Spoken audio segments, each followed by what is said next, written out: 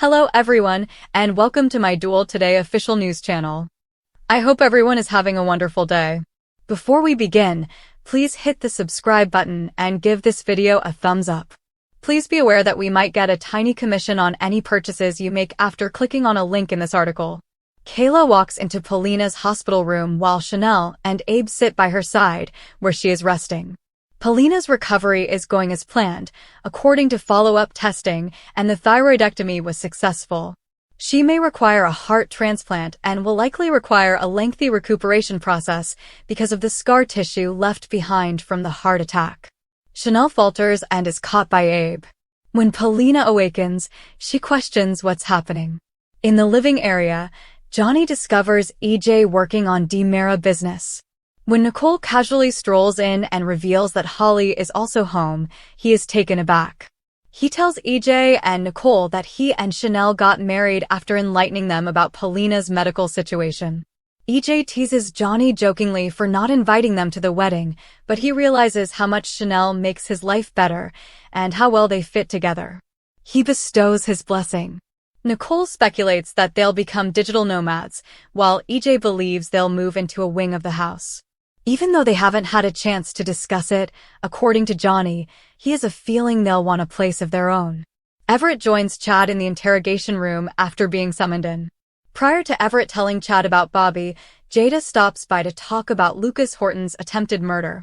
Everett is astounded that the story hasn't been leaked.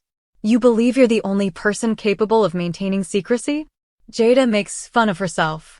The whereabouts of Lucas was only known to a small number of people. This indicates that someone gave it up, and they're keen to identify that person. Chad asserts that they were unrelated to it, and says that Lucas was Abigail's uncle. Why would he endanger his family? Jada replies, "Some people don't view family the way most of us do," glancing coldly at Everett. Chad raises an eyebrow. Everett promises that they wouldn't betray Lucas, who gave them important information. Jada is questioning them more, and Chad senses that she is hostile to Everett. Jada queries their trip to Statesville to see Clyde. According to Everett, it was included in their piece about the drug trade. Jada makes fun of Bernstein and Woodward. Assuredly, Chad wants nothing but anguish and misery for the person who killed his wife. Jada understands it, but she questions Everett's relationship to the criminal. In fact, Mr. Stein, it's difficult to determine with whom he is currently associated. It is Everett's journalistic interest alone that he claims to have in Clyde. For Jada, Everett's word is meaningless.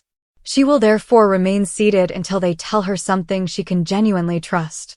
Johnny informs Holly, who is unconscious in her room, that things haven't been the same around there without her. He misses their fencing classes, seeing her draw while listening to Adele, and the scent of the macaroons that Chef creates for her. He sobs as he expresses how much he is missing her. He says he will pay you another visit shortly. After sending Chanel to buy some ice chips at the hospital, Kayla leaves Abe and Paulina by themselves. Paulina gave them quite the scare, but now that they've reconciled, Abe tells her she can't go. Paulina reassures him that nobody is going to leave. "Abe Carver, you have my undying love." But in the event that something goes wrong, she asks him to swear that he will look after her girls. Although he knows she will support them and their kids, he makes a vow. And he'll be by her side all along. Chad questions why Jada is pursuing Everett so intensely after she exits the interrogation room to make some phone calls. Everett defends himself and fills him in on Bobby. Chad screams angrily that he is not credible in anything he says. Ever since arriving in Salem, he has been lying. Everett responds that Chad accomplished that all by himself, but Chad holds Everett responsible for the breakup of his relationship with Stephanie. Chad is angry as Jada comes back. Jada lets them go but cautions them against leaving the town. Chad walks away. Although Everett apologizes to Jada for forgetting that they were together, Jada doesn't take his words seriously. All she wants is to put an end to the wonderful memories of their first encounter at a farmer's market. He informs her about his therapy because he sincerely wants to put things right. He wishes to recall. She wants to forget everything. Hopefully one of us gets our wish. Johnny stops at the hospital coffee kiosk and sees a tearful Chanel. After telling him about Paulina, she collapses into his embrace. She sobs, "I can't lose her." Johnny reassures her that they will be there for Paulina no matter what. Chanel is unsure about what to say to Eli when he phones her on her phone. Editors have independently selected all of the goods and services that are listed. On the other hand, Soaps.com might get paid a commission for orders made through its retail links, and the retailer might get some data that can be audited for bookkeeping purposes. Today on Days of Our Lives, Everett finds himself in a sticky situation when Jada puts him and Chad under pressure. Naturally, he's not in much better standing with Stephanie, but if we're being really honest, she has pledged to stick by him while they try to figure out what's going on. Fortunately, Marlena is actively investigating, so we're confident we'll find the truth quickly. If she isn't too sidetracked by John's situation, which you can learn more about here, that is. Abigail Klein, on the other hand, was sincerely hopeful that Everett would be cleared of all charges. She recently got down for a podcast with Deshin Days alongside Blake Barris and Elia Cantua, and Klein recounted her own mounting anxiety in the scenes where Steve was telling Stephanie what he discovered about her beau. She remarked, "There was a moment when I asked, is he a twin?" And I recall how much I adored that phrase because, as the actor who is sincerely hoping he is a twin, I was thinking to myself as I read the screenplay, please be a twin. Nothing can be recovered from this. What's going on? At that time, I was just as hopeful as Stephanie, asking, "Are you sure, Dad?" Yes, he was certain. Jada was also when she conducted her own inquiry. One thing is certain, regardless of the details of the situation, Bobby and Everett are the same guy. Everyone is having difficulty with it at the moment, but Stephanie and Everett are the most affected. Fortunately, this does not imply that Stephanie was the other woman. That is, not on purpose anyway, because it's possible that Everett's recollections of Bobby's existence survived his coma. It might not have existed at all. Get it now on Amazon. Barris revealed to Deshin Days that just prior to this, someone approached him and informed him that he would soon be receiving his own Jekyll and Hyde storyline. His reply? Fantastic. Okay, alright. That is absurd. That sounds like we're definitely moving toward the hypothesis of split personalities, which many fans have always held. The problem is, Everett might not be completely exonerated by that. As you can see, the benevolent Dr. Jekyll was well aware of his evil side.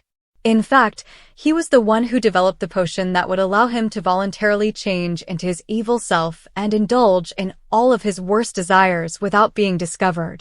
That was, at least, his idea before Hyde began assuming control whenever he pleased. Was Bobby Everett's way of giving into his darkest tendencies and being a bad person, only for them to spiral out of control? Or was Everett a means of retaliating against Bobby and allowing him to accomplish some good, until the reporter relocated to Salem and took over permanently? Were they acquainted before to the coma? Fans of Days of Our Lives, DOOL, are still in shock over Ariane Zucker's lawsuit alleging she was wrongfully fired from Corday Productions, which is owned by Ken Corday, the executive producer of the program, and Albert Alar, the former executive producer. As fans may remember, Alar was let out in August of last year following claims that he had harassed female cast members sexually. The letter notes that Corday Productions offered to extend the actress's contract and gave her a pay increase, refuting Zucker's allegation that she was fired as payback for speaking out against Alar's sexual harassment. Furthermore, they claim that rejecting Ariane's counteroffer is not the same as taking offense. The show further states that Corday Productions fully collaborated with the unbiased inquiry that resulted in Alar's termination, and that complaints against Alar's behavior were looked into right away. This tale really could have been lifted straight out of a soap opera. On February 8th, TMZ announced the details of Zucker's lawsuit against DOOL. In the lawsuit, Zucker claims that producers declined to engage in sincere discussions, giving her a take-it-or-leave-it choice over contract negotiations.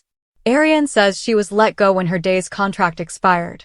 In 1998, Zucker entered the realm of Salem by assuming the character of Nicole Walker. After embarking on a journey of atonement, the once cunning gold digger has grown in popularity and established himself as a main character on this soap opera. In fact, throughout 2023, her, Who's Your Daddy plot with Baby Jude has grabbed center stage and kept viewers glued to their screens.